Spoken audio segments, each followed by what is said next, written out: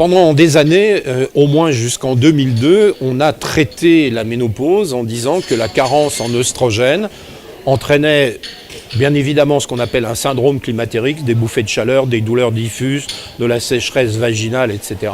Mais aussi la ménopause favorise quelque chose de très important qui s'appelle l'ostéoporose, puisque une femme sur deux aura des fractures spontanées après l'âge de 50 ans. Donc, et puis, à l'époque, on pensait que l'apport d'hormones allait diminuer les maladies cardiovasculaires, parce que les maladies cardiovasculaires sont en partie œstrogéno-dépendantes.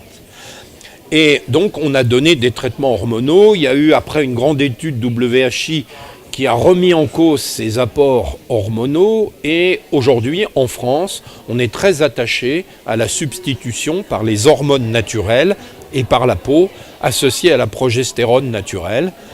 Tous les problèmes ne sont pas résolus, et en particulier, un problème, c'est qu'avec l'âge, et aussi avec la carence hormonale, il y a deux phénomènes qui ne sont pas corrigés par l'apport d'hormones naturelles.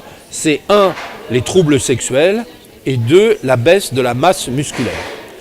Il y a un autre traitement de la ménopause, qui est un concept assez révolutionnaire, qui consiste à donner un traitement qui va se transformer en hormones différemment en fonction des tissus sur lesquels il agit.